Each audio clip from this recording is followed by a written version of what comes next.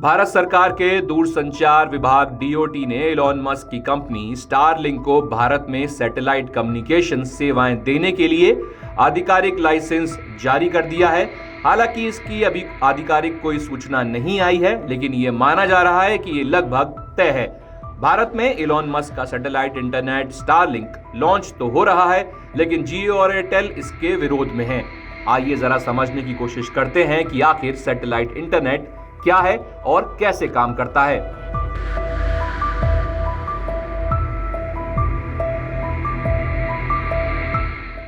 Satellite internet एक प्रकार की इंटरनेट सेवा है जिसमें इंटरनेट कनेक्टिविटी के लिए सैटेलाइट का उपयोग किया जाता है। ये उन क्षेत्रों में इंटरनेट सेवाएं प्रदान करने में मदद करता है जहां पारंपरिक ब्रॉडबैंड या मोबाइल नेटवर्क सेवाएं उपलब्ध नहीं होती, जैसे कि दूर दराज के गांव, पहाड़ी इलाके या समुद्री क्षेत्र। चलिए आपको बताते हैं कि ये काम कैसे करता है। सैटेलाइट इंटरनेट में एक सैटेलाइट डिश और मॉडेम की आवश्यकता होती है। जब यूजर्स कोई इंटरनेट रिक्वेस्ट करते हैं, जैसे किसी वेबसाइट को खोलना, तो ये रिक्वेस्ट पहले सैटेलाइट डिश से एक सैटेलाइट तक भेजा जाता है। सैटेलाइट यूजर्स की रिक्वेस्ट को धरती पर स्थित नेटवर्क ऑपरेशन सेंटर पर भेजता है। ये सेंटर इंटरनेट से जुड़ा होता है। वहां से आवश्यक डेटा एकत्रित कर सैटेलाइट के माध्यम से वापस यूजर्स की डिवाइस तक भेजा जाता है।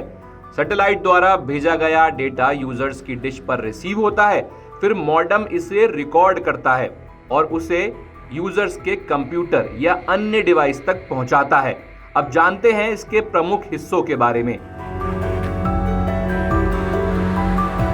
सबसे पहला है ग्राउंड स्टेशन। ये स्टेशन सैटेलाइट को डेटा भेजते और प्राप्त करते हैं और इन्हें एनओसी कहा जाता है। इसके बाद बारी आती है सैटेलाइट की। सैटेलाइट को धरती की कक्षा में रखा जाता है और ये दूर संचार के लिए इस्तेमाल होता है। इसके बाद बारी आती है यूजर डिवाइस की। यूजर्स के पास एक सैटेलाइट डिश और मॉडेम होता है जो सैटेलाइट से सिग्नल भेजने और प्राप्त करने के लिए जरूरी होता है। अब बात करते हैं इसके कुछ फायदे और इसके क्या नुकसान हैं इसके बारे में। सबसे पहले बात करते हैं इसके फायदों के बारे में। इसका सबसे पहला फायदा है कि दूरस्थ क्षेत्रों में कनेक्टिविटी। ये उन क्षेत्रों में इंटरनेट सेवाएं प्रदान करता है जहां केबल या मोबाइल टावर की पहुंच नहीं होती। इसके बाद इसका दूसरा फायदा है मोबिलिटी, यानी कि आप इसे कहीं भी सेट कर सकते हैं जहां सैटेलाइट सिग्नल उपलब्ध हो।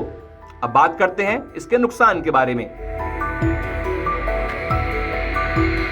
इसका पहला नुकसान है लेटेंसी, यानी कि सिग्नल को सैटेलाइट तक और वापस आने में समय लगता है, जिससे कि हो सकता है कि आपको इंटरनेट यूज करने में थोड़ी देर लगे। इसके बाद बारी आती है मौसम की, यानी कि खराब मौसम जैसे बारिश या बर्फबारी या सिग्नल की गुणवत्ता को प्रभावित कर सकते हैं।